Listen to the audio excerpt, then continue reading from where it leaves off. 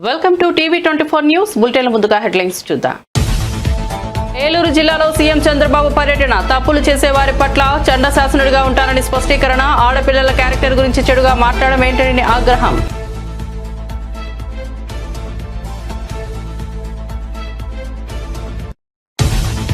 చెట్లను కొట్టివేయాలంటే ముందస్తు అనుమతి తీసుకోవాలన్న హరీష్ రావు. ఒక్కో చెట్టుకు 400 రూపాయలు డిపాజిట్ చేశాకే కొట్టాలన్న హరీష్ రావు. జీహెచ్ఎంసీ 2011లో 1,00,000 చెట్టును నాటిందన్న బీఆర్ఎస్ ఎమ్మెల్యే.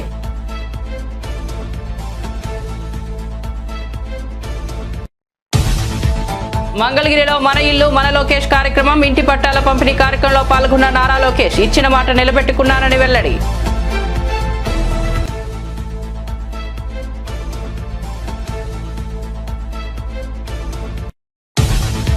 బీజేపీ బీఆర్ఎస్ నేతలపై కాంగ్రెస్ ఎమ్మెల్సీ అద్దంకి దయాకర్ తీవ్ర విమర్శలు. బీజేపీ నేతలు మొదటగా తమ పార్టీలోని గొడవలు పరిష్కరించుకోవాలని సూచన. ప్రతిపక్షాల అనవసర విమర్శలు మానుకోవాలని అద్దంకి దయాకర్ హితవు.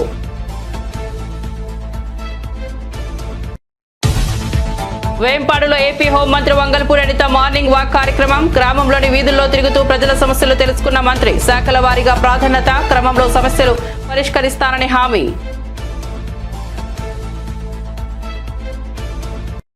ఇక వార్త వివరాల్లోకి వెళ్తే ఏలూరు జిల్లా ఆగిరిపల్లి మండలం వడ్లమానులో సీఎం చంద్రబాబు పర్యటించారు. P4 కార్యక్రమంలో భాగంగా అక్కడికి వెళ్లిన సీఎం వివిధ ప్రభుత్వ శాఖల ఆధ్వర్యంలో ఏర్పాటు చేసిన స్టాల్స్ ను పరిశీలించారు.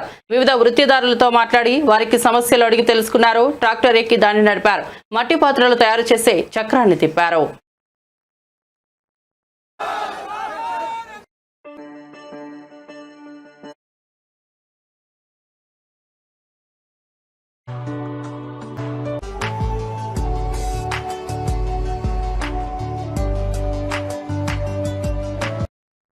సోషల్ మీడియాలో ఆడబిడ్డలపై అసభ్య పోస్టులు పెట్టినా వ్యక్తిత్వ హననం చేసిన అదే వారికి చివరి రోజు అవుతుందని ఏపీ ముఖ్యమంత్రి చంద్రబాబు హెచ్చరించారు.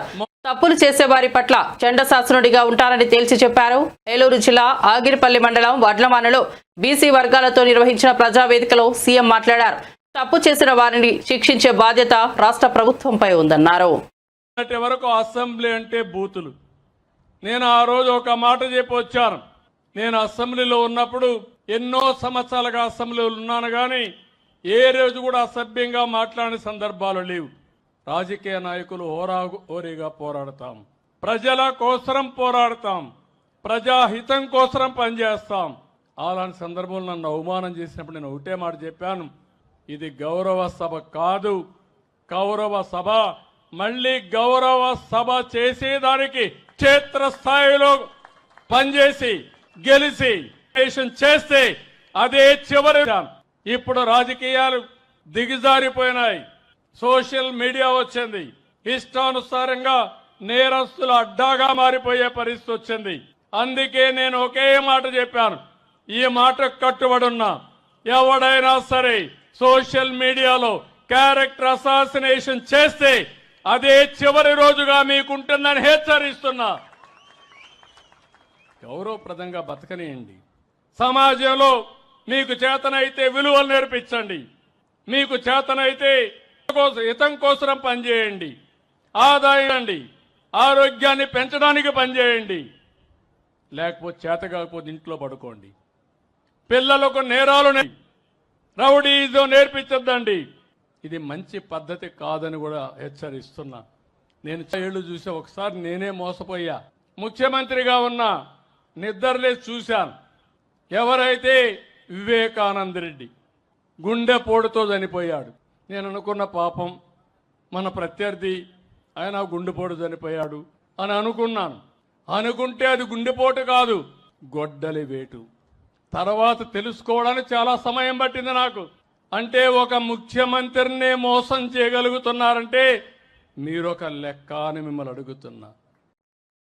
కంచగచ్చిబౌలి భూమిలో కాంగ్రెస్ ప్రభుత్వం పండుగ రోజులు సెలవుల్లో అక్రమంగా చెట్లు నరుకుతూ పర్యావరణ విధ్వంసం చేసిందని బీఆర్ఎస్ నేత మాజీ మంత్రి హరీష్ రావు ఆగ్రహం వ్యక్తం చేశారు. ఓ రైతు పొలంలో చెట్టు నరికితే ₹1,00,000 ఫైన్ వేస్తున్న అధికారులు వేల చెట్లను నరుకుతున్న సీఎం రేవంత్ రెడ్డిని ఎందుకు ప్రశ్నించలేకపోతున్నారంటూ ప్రశ్నించారు. ఒక సామాన్యుడికి ఒక న్యాయం, ముఖ్యమంత్రికి మరో న్యాయం అంటూ మండిపడ్డారు. రెవెన్యూ, ఫారెస్ట్ శాఖల అధికారులు నిమ్మకు నీరెత్తినట్లు చూస్తున్నారని హరీష్ రావు ఆరోపించారు. పర్యావరణాన్ని రక్షించుకోవాల్సిన వారు నిష్క్రమిస్తే ప్రజలు ఉద్యమానికి సిద్ధం కావాల్సిందేనని స్పష్టం చేశారు. ఈ రాష్ట్రంలో ఏ రకంగా అడవుల విధ్వంసం జరుగుతూ ఉంది, వన్యప్రాణుల పట్ల ఎంత దారుణంగా ఈ రాష్ట్ర ప్రభుత్వం వ్యవహరిస్తూ ఉందనేటువంటి విషయాల్ని డీటెయిల్డ్గా కమిటీకి అన్ని డాక్యుమెంట్లతో ఆధారాలతో 11 పేజీల రిప్రజెంటేషన్ ఇవ్వడం జరిగింది. దాదాపు 200 పేజీల డాక్యుమెంట్స్ అన్ని కూడా వారికి సబ్మిట్ చేయడం జరిగింది. కమిటీ కొన్ని క్వశ్చన్స్ కూడా మమ్మల్ని వేశారు. వాటన్నిటికీ కూడా మేము ఆన్సర్స్ ఇచ్చాం. కొన్ని డాక్యుమెంట్స్ కూడా వారికి ఇవ్వడం జరిగింది. ఒక పేద రైతు అడ్వైజరీ కమిటీకి వివరించడం జరిగింది. బీఆర్ఎస్ ఇవ్వడం జరిగింది. ముఖ్యంగా ఈరోజు మనందరం కూడా చూస్తూ ఉంటాం, రాష్ట్రంలో ఒక పేద రైతు తన పొలంలో ఉన్న చింత చెట్టో యాప చెట్టో కొట్టుకుంటే ఎంఆర్ఓ ఎస్ఐ పోయి ఆ ట్రాక్టర్ను సీజ్ చేస్తారు, పోలీస్ స్టేషన్ తీసుకుపోతారు, ఆ రైతు మీద కేసులు పెడుతుంటారు, లక్షల రూపాయల పెనాల్టీ వేస్తుంటారు. మరి ఇక్కడ వేలాది చెట్లు వందలాది ఎకరాల్లో నరుకుతా ఉంటే ఏం చేస్తున్నట్టు, రెవెన్యూ వ్యవస్థ ఏం చేస్తున్నట్టు, ఫారెస్ట్ డిపార్ట్మెంట్ ఏం చేస్తున్నట్టు, ఎందుకు కళ్ళు మూసుకున్నారు? అంటే పేద రైతుకో న్యాయం, రేవంత్ రెడ్డికో న్యాయం ఉంటుందా? న్యాయం అనేటువంటిది, చట్టం అనే దానికి అది ముఖ్యమంత్రి అయినా ఒక రైతు అయినా అందరూ సమానమే. మనందరం కూడా చూస్తాం, మన హైదరాబాద్ లో జూబ్లీ హిల్స్ లో కావచ్చు, బంజారా హిల్స్ లో కావచ్చు, హైదరాబాద్ నగరంలో ఎవరైనా ఇల్లు కట్టాలంటే మన వాల్తా చట్టం ఏం చెప్తుందంటే, వాల్తా చట్టం ప్రకారంగా వాళ్ళు ఆన్లైన్ లో డిపార్ట్మెంట్ కు గ్రామీణ ప్రాంతాలైతే 50 రూపాయలు, పట్టణ ప్రాంతం అయితే 100 రూపాయల ఛాలెంజ్ కట్టి నేను ఇల్లు కట్టాలనుకుంటున్నా, ఈ చెట్టు కొట్టాల్సిన అవసరం ఉందని దరఖాస్తు చేయాలి. ఆ దరఖాస్తును పరిశీలించిన తర్వాత కమిటీ ఒక్కొక్క చెట్టుకు 450 రూపాయలు డిపాజిట్ చేయమని చెప్తుంది. అదే విధంగా ఒక చెట్టు కొడితే 2 చెట్లు పెంచాలనే నిబంధన ఉంటుంది. సో దాన్ని ఆ కమిటీ రికమెండ్ చేసిన తర్వాత 450 రూపాయలు ఫారెస్ట్ డిపార్ట్మెంట్ కట్టిన తర్వాత అనుమతి ఇచ్చిన తర్వాత చెట్టు కొట్టాలి. కానీ ఇక్కడ దరఖాస్తే పెట్టలేదు. ఇక్కడ ఎక్కడ కూడా అటవీ శాఖకు అనుమతి కూడా కోసం దరఖాస్తు కూడా పెట్టలేదు. చట్టం ఏం చెప్తుందంటే అటవీ భూముల్లో చెట్టు కొట్టడం కాదు, నీ సొంత పట్టా భూమిలోనైనా నీ హౌస్ సైట్ లోనైనా ఎక్కడ చెట్టు కొట్టినా డిపార్ట్మెంట్ యొక్క అనుమతి తీసుకోవాలని చెప్పి మన చట్టం చెప్తుంది. అందుకే మేము చాలా సందర్భాల్లో ఎమ్మెల్యేలుగా మేము కూడా చూస్తుంటాం, మా దగ్గర ఒక రైతు తెలవక, చట్టం మీద అవగాహన లేక ఒక చింత చెట్టో యాప చెట్టో. మాజీ మంత్రులు వైఎస్ఆర్సీపీ నేతలను స్థానిక ఎన్నికల్లో పాల్గొనకుండా అడ్డుకున్నారని బొత్స సత్యనారాయణ ఆవేదన వ్యక్తం చేశారు. టీడీపీ కార్యకర్తలు అధికారుల సహకారంతో ఈ అప్రజాస్వామిక చర్య జరిగిందని ఆరోపించారు. పోలీసులు తమ హక్కును కాపాడాలని చెప్పినప్పటికీ స్పందించలేదన్నారు.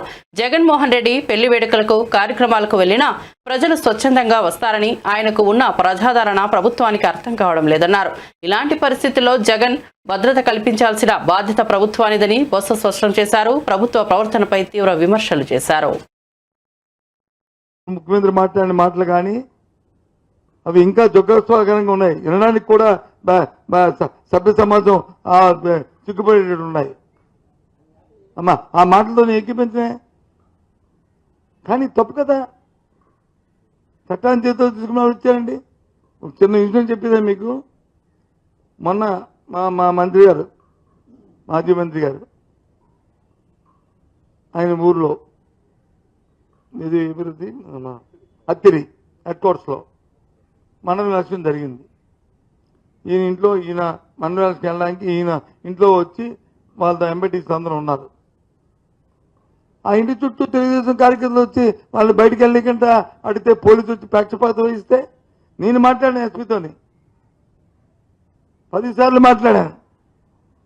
సార్ బందోబస్తు, సార్ బందోబస్తు ఉంటే అక్కడ నుంచి ఎలక్షన్కి వెళ్ళే హక్కు ఉంది కదా సార్, వెళ్తారు కదా సార్, తీసుకెళ్ళనంటే తీసుకెళ్తున్నాం సార్ అంటాడు. మరి నేను నాయసాగర్ గారికి ఫోన్ చేశాను. నాయసాగర్ చూడు ఇదేదో కుట్రతో అవుతుంది, ఇదేదో కొత్తతో అవుతుంది, సమన్వయం పాటించండి, మన ప్రజలు చెప్పండి, మన నాయకులు చెప్పండి, కార్యకర్తలు చెప్పండి, ఎవరు కూడా సహనం పాటించి ఉండండి. ఏ చిన్న జరిగినా మళ్ళీ ప్రజలు మన వాళ్ళు ఇబ్బంది పడతారని చెప్పి నేను చెప్పాను ఫోన్ చేసి. ఆయన ఇంట్లో పెట్టి అది చేయొచ్చా అండి? అంటే రాష్ట్రంలో ఏ రకంగా ఉన్నాయో మీకు పోలీస్ వ్యవస్థ ఏ రకంగా నడుస్తుందో మీకు చెప్తున్నాను. ఉదాహరణకి ఇది ఎస్పీ గారికి నేను పెట్టిన మెసేజ్ కానీ నాతో ఫోన్లో మాట్లాడి నాకు రికార్డులు చేయడం అవ్వట్లేదు కానీ నాకు అలవాట్లేదు కానీ మెసేజ్ పెట్టినప్పుడు వచ్చి మీరు ఆయనకి పెట్టడం లేదు చూడండి. ఆయన కూడా అటు నుంచి సార్ ఐ విల్ ఎస్యూజ్ సార్ అని చెప్పిన మాటలు. అయితే ఏంటి అంటే ప్రజలను కొట్టుకోమంటామా? పార్టీని కొట్టుకోండి, వర్గాలను కొట్టుకోండి అని చెప్పి ప్రోత్సహిస్తామా? ఇదా వ్యవస్థ?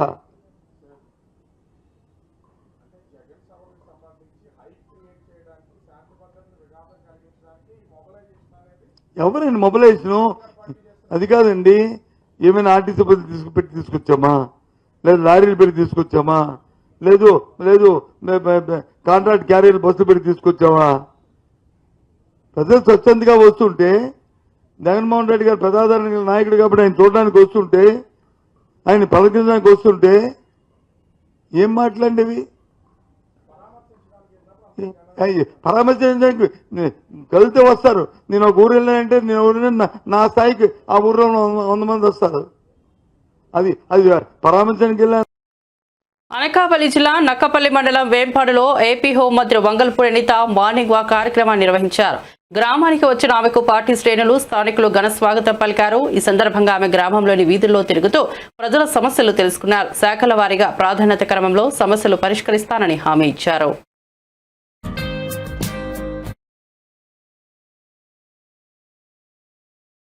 చూడాలి, వీళ్ళు ఏమైనా ఇబ్బందులు పడుతున్నారు అన్ని చూడాలి అని చెప్పి ఉదయాన్నే ఇక్కడికి రావడం జరిగింది. దీని తర్వాత కూడా కాన్ఫిడెన్షియల్ వైజ్ అందరూ ఆల్ అఫీషియల్స్ తో ఒక రివ్యూ మీటింగ్ కూడా పెట్టుకోవడం జరిగింది. రివ్యూ మీటింగ్ పెడితే అధికారులు ఏం చెప్తే అది వినేటట్టుగా కాకుండా ఈ రోజు గ్రామాల్లోకి వచ్చి వాస్తవాలు తెలుసుకుని అధికారులతో కూర్చోవాలి అని ఒకే ఒక ఉద్దేశంతో ఈ రోజు నేను మార్నింగ్ రావడం జరిగిందండి. ఇక్కడికి వచ్చిన తర్వాత కొన్ని ప్రాబ్లమ్స్ చెప్పారు. ఏదైతే చాలా మందికి పెన్షన్స్ అందుతున్నాయి, అన్ని రకాల సంక్షేమ కార్యక్రమాలు ఉన్నా కొన్ని చోట్ల వాటర్ ప్రాబ్లం, అదేవిధంగా డ్రైన్ ప్రాబ్లం ఉందని చెప్పి నాకు కొన్ని సమస్యలు తీసుకొచ్చారు. ఈ రోజు ఇక్కడికి ఎస్సీ కాలనీలోకి వస్తే వాళ్ళు మెయిన్ గా అడిగేది కూడా కొంచెం వాటర్ ప్రాబ్లం ఉందన్నారు. ఈ వాటర్ ప్రాబ్లం తీర్చడానికి కూడా మేము ఒక పక్క ప్రణాళిక వేసుకున్నాం. అది ఇంచుమించు ఒక 15 days లో వాటర్ ప్రాబ్లం కూడా క్లియర్ అవుతుంది. ఎందుకంటే పైప్ లైన్స్ అన్ని వేయించుకున్నాం, వాటర్ హెడ్ ట్యాంక్ ఉంది. ఈ పైప్ లైన్స్ కంప్లీట్ అయిపోతే కంపల్సరీగా వాళ్ళందరికీ కూడా ఇంటింటికి కుళాయి ఇచ్చే బాధ్యత కూడా మేము తీసుకుంటాం. ఎందుకంటే ఆల్రెడీ మాకు సూపర్ 6 లో కూడా లాస్ట్ మేనిఫెస్టోలో కూడా ఇంటింటికి కుళాయి ఇస్తామని చెప్పి మేము చెప్పాం. దాని మీదనే ఈ రోజు కూడా మేము చిత్తశుద్ధితో పనిచేస్తున్నామని చెప్పి మీ అందరికీ తెలియజేసుకుంటున్నాం. ఇలా నేను వచ్చిన ప్రతిసారి ఎంత షెడ్యూల్ ఏ షెడ్యూల్ ఉన్నా కూడా నియోజకవర్గంలోకి వచ్చిన ప్రతిసారి ఒక్కొక్క విలేజ్ కి 2 విలేజ్ లో ఒకసారి చూసుకుని వాళ్ళ కష్ట సుఖాలు తెలుసుకుందాం అనే ఉద్దేశంతో ఈ రోజు పనిచేయడం జరుగుతుంది.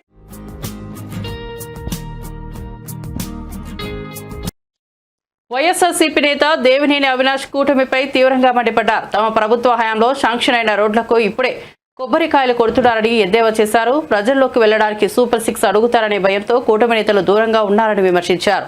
విజయవాడ తూర్పులో చంద్రబాబుకు డూప్గా ఉండే ఎమ్మెల్యే ఉన్నారని అన్నారు. చంద్రబాబు ఒకటి చెబితే ఆయన ఇద్దరింటికి సమానమని మాటలు చెబుతున్నారని విమర్శించారు. ప్రజలను మభ్యపెట్టేందుకే చంద్రబాబు ఇప్పుడు కొత్తగా తీసుకొచ్చిన P4 అసలు స్కామ్ అని అన్నారు. సూపర్ 6 తప్పులు మర్చిపోయి ఇదే కొత్త డ్రామా అని కౌంటర్ ఇచ్చారు.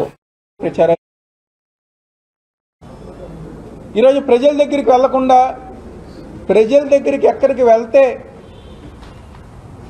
మమ్మల్ని సూపర్ 6 హామీల గురించి అడుగుతారేమో అని చెప్పిన ఒక భయంతో ఈరోజు కూటమి నాయకులు ఎవరు కూడా ప్రజల దగ్గరికి వెళ్ళలేని పరిస్థితి ఈరోజు ఈ రాష్ట్రంలో మరీ ముఖ్యంగా మా తూర్పు నియోజకవర్గంలో ఉంది. ఎందుకంటే మా తూర్పు నియోజకవర్గంలో ఒక విశేషం ఉంది. చంద్రబాబు ఒకటి చెప్తే మా ఎమ్మెల్యే 2 చెప్తారు.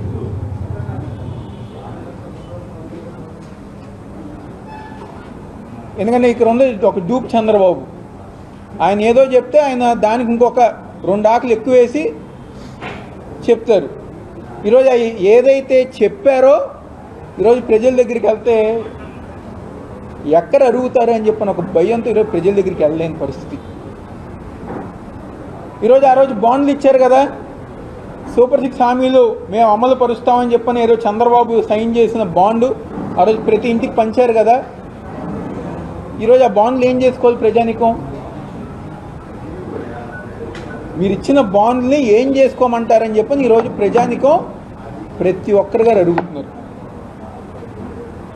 ఆ రోజు పొద్దున్న లెగిస్తే రామ్మోహన్ కానివ్వండి, అనురాధ గారు కానివ్వండి, పొద్దున్న లెగిస్తే ఫోన్ చేసేవారు అందరికీ.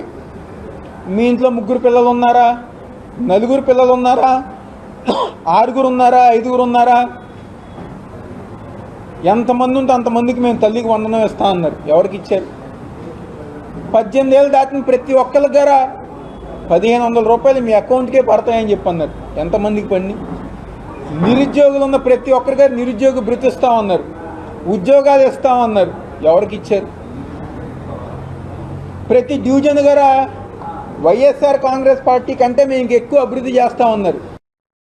మంగళగిరిలో 4వ రోజు మన ఇల్లు మన లోకేష్ కార్యక్రమం జరిగింది. ఈ కార్యక్రమంలో మంత్రి లోకేష్ పాల్గొని రత్నాల చెరువు మహానాడు గ్రామాలకు చెందిన 1030 పేద కుటుంబాలకు శాశ్వత ఇళ్ల పట్టాలను పంపిణీ చేశారు.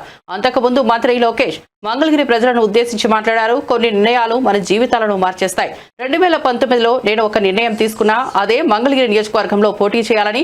వాస్తవంగా నాకు మంగళగిరి ప్రజలతో పెద్దగా పరిచయం లేదు అంటూ మంత్రి చెప్పారు. పెద్ద పరిచయం కూడా లేదు.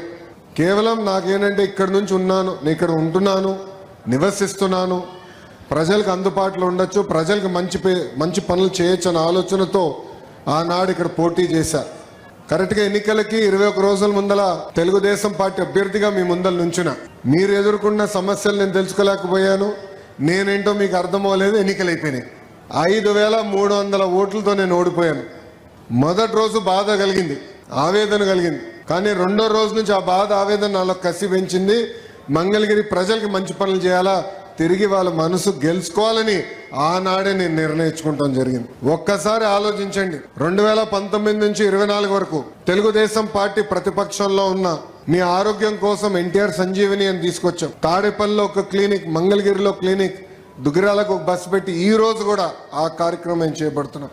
ఈ రోజు కూడా సొంత నిధులతో మందులు ఉచితంగా మేము అందజేస్తున్నాం. ఊర్లో పెళ్లి జరిగితే పెళ్లి కానుకిస్తున్నాం. మహిళలు సొంత కాళ్ళపై నిలబడాలని కుట్టు నేర్పిస్తమే కాకుండా కుట్టు మెషినే ఉచితంగా ఇస్తాం కాకుండా వాళ్ళకి ఈరోజు పని కూడా మేము కల్పిస్తున్నాం. ఆనాడు గత ప్రభుత్వం నీరు సరిగా అందించలేకపోతే వాటర్ ట్యాంకర్లు పెట్టి ఉచితంగా నీరు తోలాం. మన పిల్లలు క్రికెట్ ఆడాలని కోరుకుంటే ఐపీఎల్ తరా కాకపోయినా వాళ్ళతో పోటీ పడే విధంగా మంగళగిరి ప్రీమియర్ లీగ్ తీసుకొచ్చి పిల్లలకి అది కూడా ఏర్పాటు చేస్తాం. కోవిడ్ వస్తే ఆక్సిజన్ ఇబ్బంది ఉందంటే ఆక్సిజన్ సిలిండర్లు పంపించాం, మందులు అందించాం. అమెరికా డాక్టర్ల ద్వారా టెలిమెడిసిన్ చేశాం. ఇట్లా దాదాపు 26 సంక్షేమ కార్యక్రమాలు మంగళగిరి ప్రజల కోసం ఆనాడు నేను చేస్తాం జరిగింది. కరెక్ట్గా 24 ఎన్నికలు వచ్చింది. చాలా మంది నాకు చెప్పారు, మీరు 2 స్థానాల్లో పోటీ చేయండి, ఆల్రెడీ మీరు ఇబ్బంది పడ్డారు, మళ్ళీ మీరు ఇబ్బంది పడకూడదని. నేను వాళ్ళకు ఒకటే చెప్పా, 5 సంవత్సరాలు కష్టపడ్డాను, మంగళగిరి ప్రజల మనసు గెలుచుకున్నానని నేను భావిస్తున్నా. ఒకే స్థానంలో పోటీ చేస్తా, అది మంగళగిరిలో నేను పోటీ చేస్తా అని చెప్పా. ప్రచారంలో మీ దగ్గరికి వచ్చా. నేను ఆనాడు మీకు కొన్ని విషయాలు చెప్పా. ఏ మెజారిటీ అయితే నేను ఓడిపోయానో దాని పక్కన ఒక 0 పెట్టి నన్ను గెలిపించమని ఆనాడు నేను మిమ్మల్ని కోరా. మీరు నాకు ఎంత ఎక్కువ మెజారిటీ ఇస్తే అంత బలం వస్తుంది, పనిచేసాక అవకాశం ఉంటుంది అని ఆనాడు కోరా. సర్వేలు చూసాం, అన్ని పార్టీలు సర్వేలు చేస్తాయి, మేము చేసాం. కుప్పం కన్నా వెనుకబడి తెలంగాణ రాజకీయాల్లో మరోసారి బీజేపీ బీఆర్ఎస్ నేతలపై కాంగ్రెస్ ఎమ్మెల్సీ అద్దంకి దయాకర్ తీవ్ర విమర్శలు చేశారు. ముఖ్యమంత్రి రేవంత్ రెడ్డిపై బురద జల్లడం, అసత్య ప్రచారాలు చేయడమే బీజేపీ బీఆర్ఎస్ నాయకుల పని అయిపోయిందన్నారు. కాంగ్రెస్ పార్టీలో కుమ్ములాటలు ఉన్నట్లు ప్రదర్శించేందుకు చేస్తున్న ప్రయత్నాలు హాస్యాస్పదంగా మారాయని ఆయన మండిపడ్డారు. బీజేపీ నేతలు మొదటగా తమ పార్టీలోని గొడవలు పరిష్కరించుకోవాలని సూచించారు. ప్రజలకు గ్యారంటీలను అమలు చేస్తూ సంక్షేమ పథకాలను ముందుకు తీసుకెళ్తున్న సీఎం రేవంత్ రెడ్డిపై విమర్శలు చేయడం తగదన్నారు. సన్నబియ్యం అనేది తెచ్చి చేతనైందా? వెనకటికి ఎన్టీఆర్ గారు 2 రూపాయల కిలో బియ్యం ఇచ్చిండు అని అంటే, తర్వాత కిరణ్ కుమార్ రెడ్డి గారు కాంగ్రెస్ ప్రభుత్వంలో 1 రూపాయికి ఇచ్చిందంటే, ఇప్పుడు సన్న బియ్యం అనేది ఒక చరిత్ర. ఎప్పుడో వెనకటికి సన్న బియ్యం తింటే అదొక పెద్ద గొప్ప అనే స్థితి నుంచి అలా పేదోడికి సన్న బియ్యం తెచ్చిపెట్టిన ఘనత రేవంత్ రెడ్డి గారికి వచ్చింది. ఇన్ని సంవత్సరాల్లో దాదాపు మీరు ఏ కోశాన బడుగుల గురించి ఆలోచించలేదు. బీసీ బిల్లును తీసుకొచ్చినాం, దానికి మీకు మద్దతు చేతగాలే. కాబట్టి ఇవన్నీ కూడా ఏమంటారు, ప్రాపగండా టీమ్గా మారిపోయింది. బీఆర్ఎస్ బిల్లారంగాలు, బీజేపీ బిల్లారంగాలు. మీతో వచ్చేది సచ్చేది ఏమీ లేదు, ప్రజలకు ఏమీ లేదని తెలిసిపోయింది. ఏ పనైనా సరే ఓన్లీ అబద్దాలు ఆడుతూ బతకాలని ఆలోచించే మీలాంటి బతుకులను ఎవరు పట్టించుకోరు. ఈ అక్క కొత్తగా వచ్చింది, ఇప్పుడు పూలే విగ్రహం పెట్టాలి, పూలే జయంతిలోగానే అని. పూలే విగ్రహం పెట్టడం కాదు, పూలే ఆశయ సాధన కొరకు కూడా కాంగ్రెస్ పార్టీ కట్టుబడి ఉన్నది. డెఫినెట్ గా రేపటి రోజున బీసీల యొక్క న్యాయమైన హక్కులన్నింటినీ కూడా కాంగ్రెస్ పార్టీ హరీష్ రావు గాని, మహేశ్వర్ రెడ్డి గాని, లేదంటే ఇతరత్ర బీజేపీ బీఆర్ఎస్ నాయకులు కాంగ్రెస్ పార్టీ గురించి, కాంగ్రెస్ ప్రభుత్వం గురించి, రేవంత్ రెడ్డి గారి గురించి, మీనాక్షి నటరాజన్ గారి గురించి మాట్లాడుతున్న తీరు చూస్తే హాస్యాస్పదం. మీకు ఏమీ పని లేక ఈరోజు మాట్లాడుతున్న మాటలుగా దాన్ని చూడాల్సిన సందర్భం ఉంది. కేసీఆర్ వైపు తెలంగాణ సమాజం చూస్తున్నారు. హరీష్ రావు అంటాడు, కేసీఆర్ తెలంగాణ సమాజం వైపు చూస్తలేడు, కేసీఆర్ వైపు తెలంగాణ సమాజం చూడదు. అసలు బీఆర్ఎస్ కూటమి ప్రభుత్వం అధికారంలోకి వచ్చిన తర్వాత రాష్ట్రంలో ప్రజాస్వామ్యం కాదు, నియంత పాలన జరుగుతోందంటూ తీవ్ర విమర్శలు గుప్పించారు మాజీ ఎమ్మెల్యే కోరుముట్ల శ్రీనివాసులు. అధికార పార్టీకి తొత్తులుగా మారిన అధికారులపై వైఎస్ జగన్ సూటిగా ప్రశ్నించారన్నారు. ఎస్ఐ సుధాకర్ పోలీస్ అధికారిగా కాకుండా టీడీపీ కార్యకర్తగా వ్యవహరిస్తున్నారని ఆరోపించారు. పార్టీపై ఇంత అభిమానం ఉంటే ఉద్యోగానికి రాజీనామా చేసి రాజకీయాల్లోకి రావాలని సూచించారు. చంపే ముందు ఆ 2-3 రోజుల్లో జరిగిన డ్రామా అంతా ఇంత కాదు. కనీసము ఆ జరిగిన సంఘటనలో చాలామంది కూడా ఇంటెలిజెన్స్ వాళ్ళు కానీ, పోలీసులు కానీ ఆ ఊర్లో హింస జరుగుతుంది, ఒక పొలిటికల్ ప్రేరేపణ జరుగుతుంది, గలాలు జరుగుతాయి, అల్లలు జరుగుతాయని ముందే వాళ్ళందరూ కూడా చాలా క్లియర్గా ఉంటుంది. అయినా కూడా దాన్ని పట్టించుకోకుండా ఆ లింగమైన ఏ విధంగా హత్య చేశారో ఈ రాష్ట్ర ప్రజలందరూ కూడా తెలుసు. దాన్ని ఒక సగటున ఒక ప్రజా మనిషిగా, ఒక పార్టీ అధ్యక్షుడిగా, ఒక నాయకుడిగా, దేశంలోనే అత్యంత ప్రజాదరణ నాయకుడిగా వైఎస్ జగన్మోహన్ రెడ్డి గారు వాళ్ళ కుటుంబాన్ని పరామర్శించడానికి వెళ్ళినప్పుడు జరిగిన భద్రతా వైఫల్యం ఏ విధంగా ఉండదో అందరూ కూడా ఎంతైనా కూడా గమనించాల్సింది. నిజంగా నేను ఒకటే అడుగుతున్నా, ఈవెన్ ఇంటెలిజెన్స్ పీపుల్ కూడా రాష్ట్రంలో ఉన్న చాలా ఇంటలెక్చువల్ పీపుల్ కూడా దీన్ని ఆలోచించాల. దేశంలోనే అత్యంత ప్రజాదరణ నాయకుడు వైఎస్ జగన్మోహన్ రెడ్డి గారు ఎక్కడికి వెళ్ళినా, ఏ ప్రాంతానికి పోయినా, ఏ మూలకు పోయినా, ఏ సిటీకి వెళ్ళినా, ఏ రాజధానికి పోయినా ప్రజలు స్వచ్ఛందంగా వచ్చి ఆయన్ను కలుస్తూ ఉంటారు. కారణం జగన్మోహన్ రెడ్డి గారి వ్యక్తి ఒక భరోసా, ఒక నమ్మకం. జరిగిన సంఘటన మళ్లీ మళ్లీ పునరావృతం కాకుండా అప్రమత్తంగా ఉండాలా అనే ఉద్దేశం ఒకటి. దాని వెనుక జరిగిన సంఘటనను యంత్రాంగం, పోలీస్ యంత్రాంగం ఏం చేస్తుందని చెప్పేసి వాళ్ళని కూడా అప్రమత్తం చేసడానికి ఆయన ఆ కుటుంబాన్ని ప్రశ్నించి అంటుకొరకు వెళ్తే కనీసం దాన్ని కూడా హేళన చేసి మాట్లాడే పరిస్థితి ఈరోజు అధికార పార్టీ కూటమి ప్రభుత్వం వ్యవహరిస్తుందంటే నిజంగా ఎంత ప్రజాస్వామ్యంలో ఉన్నామా, లేదంటే మనం నియంత పాలన ఉన్నామా అనేది కూడా ఒకసారి కూడా మనందరం కూడా ఆలోచించాల్సిన అవసరం ఎంత ఉంది. ఎప్పుడు కూడా జగన్మోహన్ రెడ్డి గారు చెప్తూ ఉంటారు, ఏ మనిషిని కూడా చాలా గౌరవంగా ఆయన పిలుస్తూ ఉంటాడు. పోలీసులు కూడా ఎప్పుడు కూడా. వరంగల్ తూర్పు నియోజకవర్గంలో నిర్వహించిన మెగా జాబ్ మేళాకు నిరుద్యోగులు పోటెత్తారు. జిల్లా రైల్వే స్టేషన్ సమీపంలోని ఎంకే నాయుడు కన్వెన్షన్ హాల్లో జాబ్ మేళాను మంత్రులు కొండా సురేఖ, సీతక్క ప్రారంభించారు. యువతీ యువకులు పెద్ద ఎత్తున తరలివచ్చి వివిధ కంపెనీలు నిర్వహించిన ఇంటర్వ్యూల్లో ఉత్సాహంగా పాల్గొన్నారు. హాలు లోపలికి వెళ్లే క్రమంలో నిరుద్యోగులు పోటీ పడడంతో స్వల్పంగా తోపులాట జరిగింది.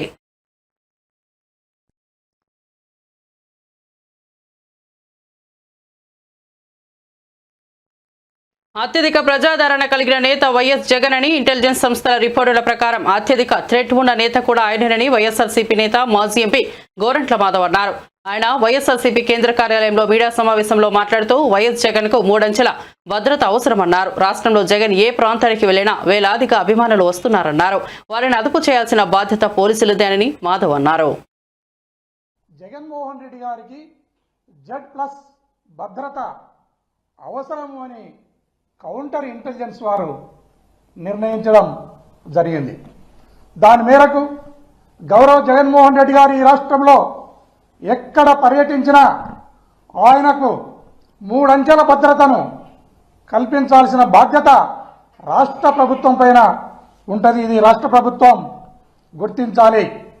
ఆయన ఇంటి దగ్గర ఉన్న భద్రతను మినహాయిస్తే ఈ రాష్ట్రంలో ఏ ప్రాంతానికి వెళ్ళినా, ఏ సమయంలో వెళ్ళినా వేలాది మంది జనము గుమిగూడుతూ ఉన్నారు. వారిని కంట్రోల్ చేసే బాధ్యత, వారిని ఒక ఆర్డర్లో పెట్టే బాధ్యత ఈ రాష్ట్ర ప్రభుత్వానికి ఉంటుంది.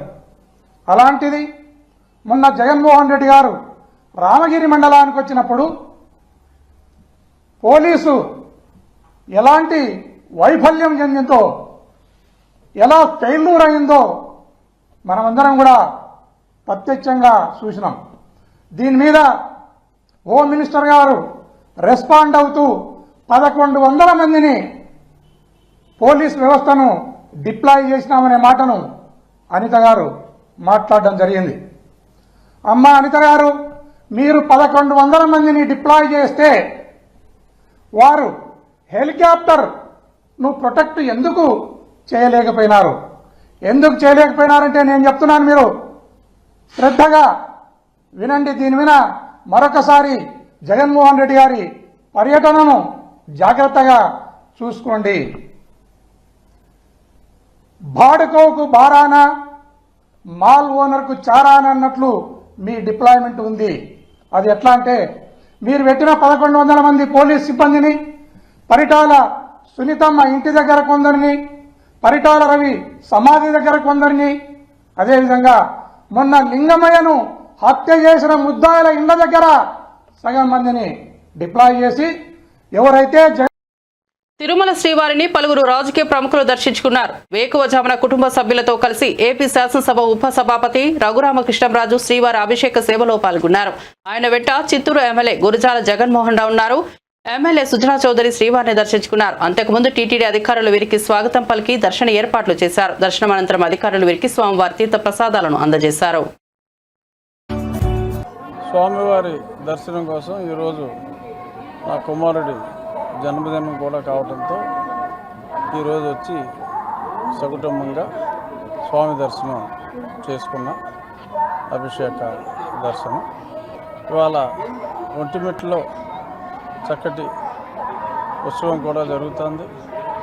గౌరవనీయులైన ముఖ్యమంత్రి వర్యులు టీటీడీ ఆధ్వర్యంలో జరిగే వేడుకలు, రాష్ట్రం విడిపోయిన తర్వాత రామనవమి ఉత్సవాలు అక్కడ అద్భుతంగా జరుగుతున్నాయి.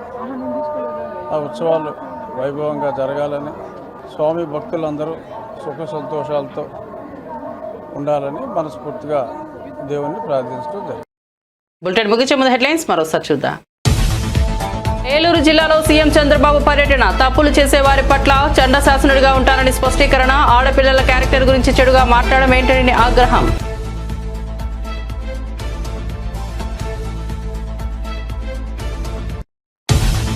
చెట్లను కొట్టివేయాలంటే ముందస్తు అనుమతి తీసుకోవాలన్న హరీష్ రావు. ఒక్కో చెట్టుకు 400 రూపాయలు డిపాజిట్ చేశాకే కొట్టాలన్న హరీష్ రావు. జీహెచ్ఎంసీ 2011లో 1,00,000 చెట్టును నాటిందన్న బీఆర్ఎస్ ఎమ్మెల్యే.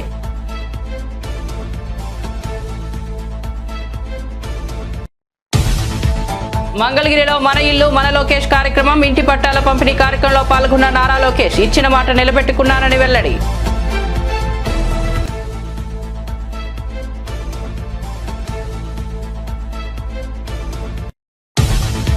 బీజేపీ బీఆర్ఎస్ నేతలపై కాంగ్రెస్ ఎమ్మెల్సీ అద్దంకి దయాకర్ తీవ్ర విమర్శలు. బీజేపీ నేతలు మొదటగా తమ పార్టీలోని గొడవలు పరిష్కరించుకోవాలని సూచన. ప్రతిపక్షాల అనవసర విమర్శలు మానుకోవాలని అద్దంకి దయాకర్ హితవు.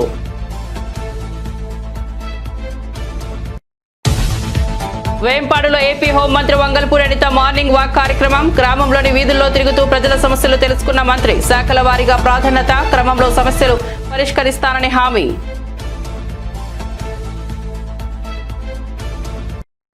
ఇవి బులెటిన్ విశేషాలు. చూస్తూనే ఉండండి టీవీ 24 న్యూస్.